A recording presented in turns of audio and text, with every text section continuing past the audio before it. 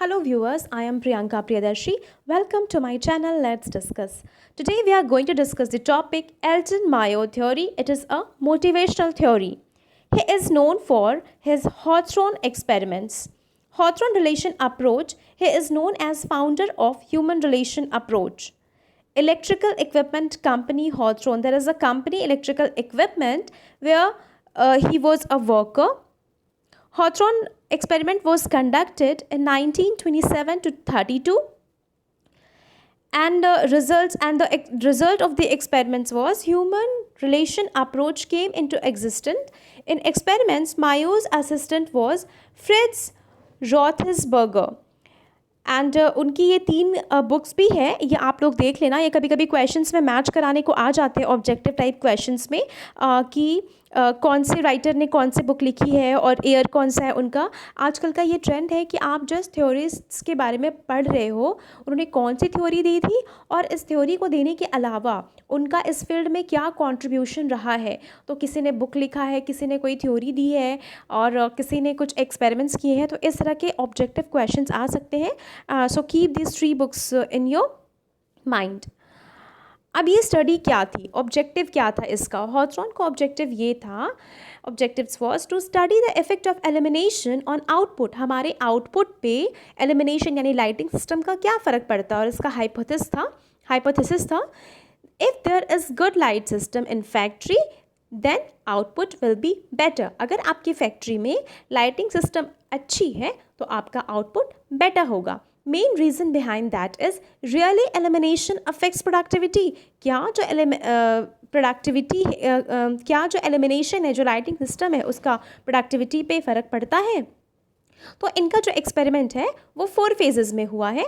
First is elimination experiment, second is relay assembly test room experiment, third is massive interviewing programme and fourth is bank wiring observation room.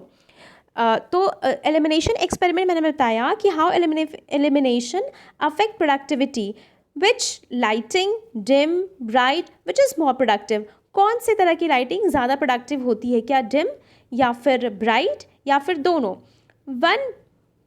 For one group lighting was constant and them measure productivity.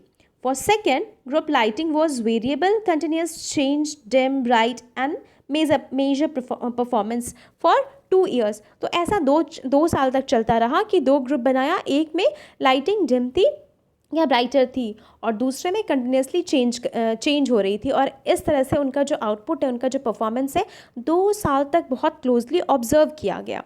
And then देखा उन्होंने कि output was constantly increasing in both groups. तो इसका lighting का कोई फ़र्क नहीं पड़ा और आउटपुट कंटिन्यूसली इंक्रीज़ करता रहा. तो इससे क्या रिज़ल्ट आया, इससे ये रिज़ल्ट निकला कि elimination do not affect output. और इसका क्या मतलब हुआ कि एलिमिनेशन हाइपोथेसिस फेल्ड. मतलब जिस हाइपोथेसिस के बेसिस पे, जिस हाइपोथेसिस को बेस बना के हमने ये एक्सपेरिमेंट किया था, वो पूरी तरीके से फेल हो गया. और आप लाइट ऑर्गेनाइजेशन में डिम करो या तेज़ करो या चेंज करो, उससे एम्प्लॉयज़ की प्रोडक्टिविटी पे फ़र्क नहीं पड़ता है. तो किस चीज़ का फ़र्क पड़ता है ये हम डिस्कस करेंगे नेक्स्ट सेशन में. नेक्स्ट सेशन में हम लोग डिस्कस करेंगे कि और सारे क्या एक्सपेरिमेंट्स थे, रिले के एक्सपेरिमेंट, मैसिव इंटरव्यू और बैंक वायरिंग का. और ये काफ़ी इंपॉर्टेंट है आपके एग्ज़ाम पॉइंट ऑफ व्यू से. इसमें आपको चारों थ्योरीज़ को अच्छे से ब्रीफली एक्सप्लेन करना होगा और साथ ही इसका आउटपुट लिखना होगा कि इस एक्सपेरिमेंट का जो बेसिक आउटपुट है वो क्या है और उसको हम अभी वो एग्जिस्ट करता है कि नहीं. उसका जो रिज़ल्ट आया, जो आउटपुट आया, वो आज के मैनेजमेंट प्रोग्राम में उसको हम लोगों ने इंक्लूड किया या फिर एक्सक्लूड किया, इसके बारे में हम लोग नेक्स्ट वीडियो में डिस्कस करेंगे. So thanks for being with me. Stay tuned always with me. Keep watching my channel. Let's discuss. Keep learning. Keep smiling.